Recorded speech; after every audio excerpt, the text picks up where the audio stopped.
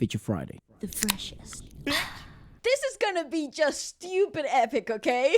Yep. This is Mingyu Rafael. singing again in Spanish. One of the most iconic and most successful, still alive, still kicking ass, singers from touring. Spain. Yeah, actually one of our favorite singers, but I was just saying that they were like, they worked on a project together. Pablo Lopez. Correct. One of our favorite singers from Spain. But yeah, he's gonna sing Balada De La Trompeta, which what the This song is just so dramatic. Jazzy. I It's quite freaking jazzy. love this. Yeah. Let's have a look. I'm Okay. kind of scared for this one because this is rough. This is I think he's gonna hard song. murder. He's gonna be so theatrical.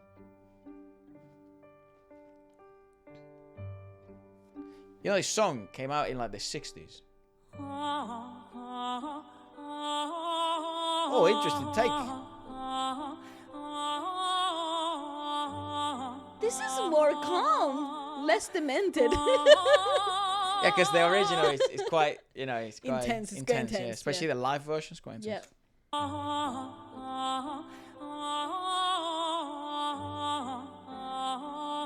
It's more classical. It is. Less jazzy.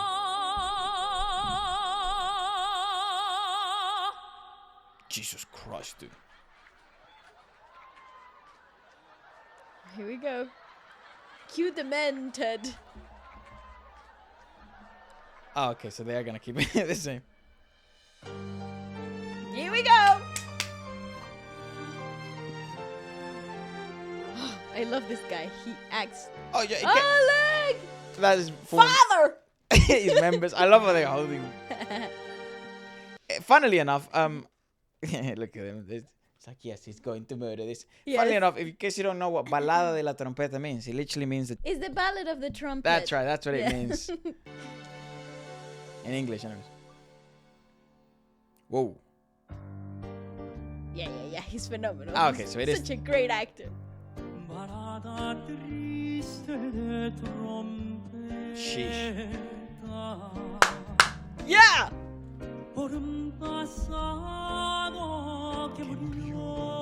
I also love him speaking in Korean at the beginning as well. Like, that's how we discovered it. Ooh.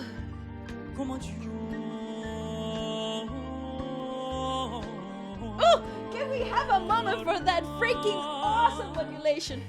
Oh God, did you see that all modulated through such beautiful volume control? That is just phenomenal. Standing.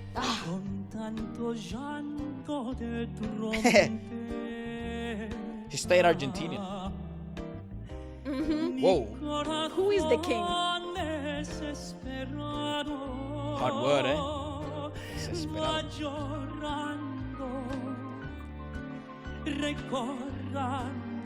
Yeah, to a certain extent, he doesn't struggle in the hard words. Recordando, that's a hard word, man. Also in the phrase, Recordando, that's tough. but in the phrase you have time to roll your R's.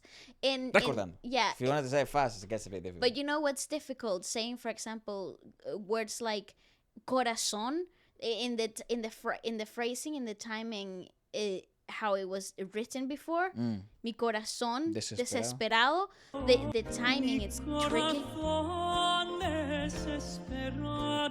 Also, you're working with a Z in a Spanish manner, and then you're working with an S sound straight after, which is difficult in the tongue modulation. Pronounce that Z like he was from Madrid, bro. Corazón. Corazón desesperado.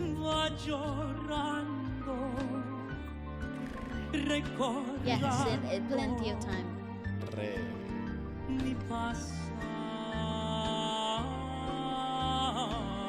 He's a master, man, at singing. Jesus. Get that man in freaking theater, I tell you.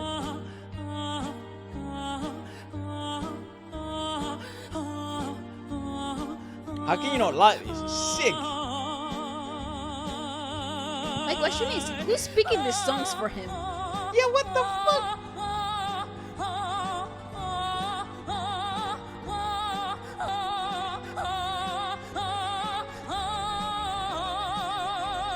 Oh my God!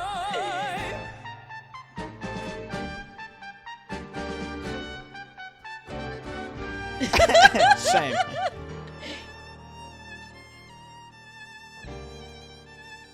Six Honestly, sets as well. Who is picking these songs?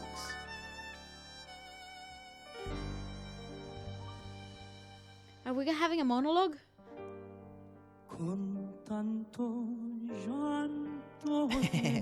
I think that actually might be something coached because given the context of the fact that he's Korean and he speaks fluent Korean, and in Korean double L's are quite hard. They don't exist, and same as double R's don't exist. So llanto might be quite difficult for him to pronounce. It but also can be easily misunderstood as a cha sound. Because it's not chanto. As a ch kind of sound. Or lanto. Or a double L, like in English you will hear it as a la. Yeah, same sound. As the R's, like obviously we've all seen when, like K-pop idols or Korean spokespeople and, famous people, they pronounce R's, sometimes they pronounce them with an L, because that doesn't exist in Korean. There's no word. It's not a letter. So llanto is quite a difficult one, but I think if you emphasize through coaching and phonetics, the sha is a lot easier because it's kind of like a cha, which is easier to pronounce, but then softer, sha. I also and think the cha sound, like a ch sound, already exists in Korean. Yeah. You have a lot of words that utilize a similar phonetic. Maybe that's why I'd love to know the chronological order of these performances. Because if perhaps maybe we're looking too deep into it, the only reason why he's pronouncing llanto like shanto, the way you would pronounce it in Argentina, is because chronologically speaking, he did Argentinian numbers beforehand.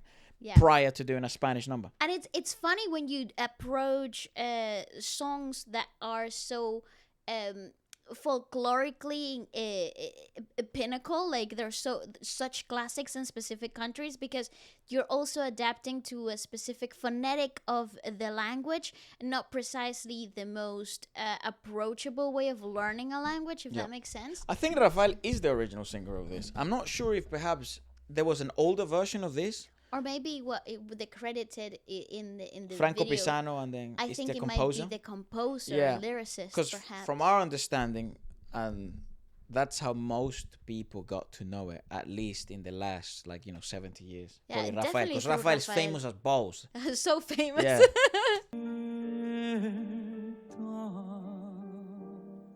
Señor Rafael. Mi corazón desesperado.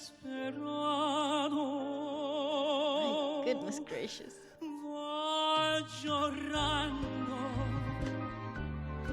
Recorda. This song low-key bangs, mate. It's such a dramatic piece. Every vocal coach just had an absolute it's moment just there. so freaking great.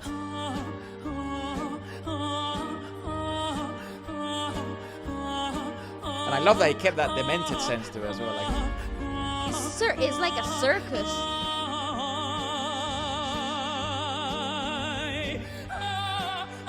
Yeah. Tormented.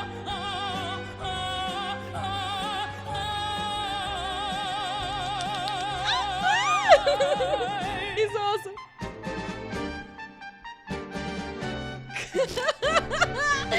Joe's on the floor, buddy. Shout out to the trumpets.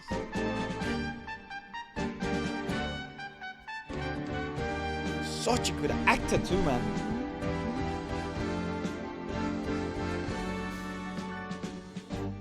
Balada triste de trompeta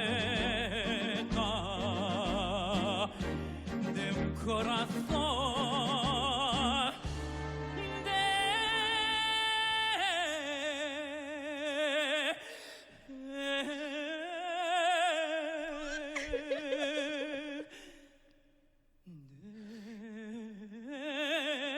Wow.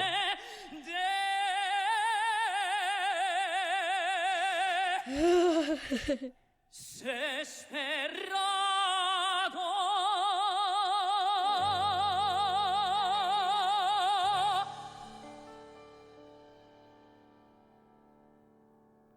Goodness gracious. Whoa. Jesus Christ.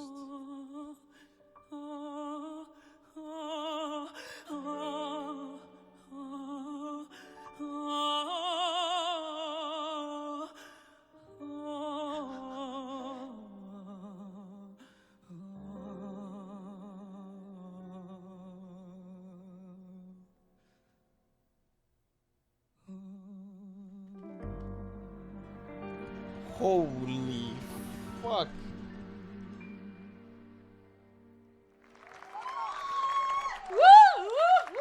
Next level.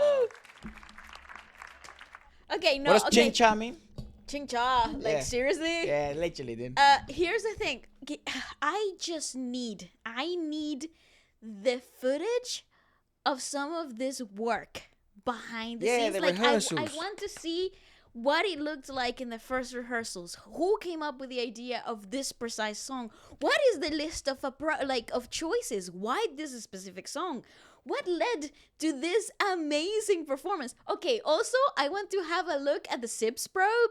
I want to sit there and just like look at the band coming together Yeah. and running this through for the first time with the actor, because Yeah, because it's much more than a singer at this point, especially in these No. types of performances. And I think also, weirdly enough, back in the day, a lot of singers really held this true to the core. But it's really been lost, I guess, through popularization of like pop music and the mainstream stuff. You didn't necessarily have to also sing, act through song. Is that what it's called? act through song. Yeah. Act through song in shows. You could just sort of just sing, and that's enough. But back in the day, that was genuinely like more orthodox performers would be closer to that. Be closer to this. I also think it's because Efra, especially in the Hispanic, I'm taking it back to the Hispanic music industry because that's where this is coming from. Yep. So in its origins, a lot of the music from the early 70s and the 60s, and even up until like the late 90s, were written and composed by separate entities. So you would have a composer that works specifically for one artist and a writer that works specifically for that artist too. But because they are works of art, basically, they work in layers. You have a musical composition, a poetry piece, and then you have somebody who will embody this song. I think the idea of acting through song was such a primordial element of singing in the early 60s and 70s, because the whole purpose was to communicate the essence of the song, and nobody else could have done it better. That was the principle of music back then. It says here that it's actually an Italian song of the 50s that My was then God. brought to Spain in the Six- 60s, yes, late and 60s. it was some of the people that first sang it was Tina Itesa, and then in 1969 Rafael kind of made it iconic, basically. it was pretty popular, but it is the most popular version. He did popularize it to that extent because again it was famous as balls. And then that's what sets him apart in terms of chronologically speaking, that he brought a drama element to it. He brought acting. Dramatized the Yeah, song, he dramatized the idea of having something that it's so incredibly desperate. And it's a difficult piece because you're also working through emotion that has no lyrics, especially the core essence of the song, or the most iconic part of the song is the chorus, which is basically just him in an sound. And the idea, correct, the idea of having to communicate so much emotion and communicate an expression of a demented feeling, it goes beyond just getting the notes right and modulating correctly. Top notch stuff. Let us know what you guys thought about it, and Yes. adios.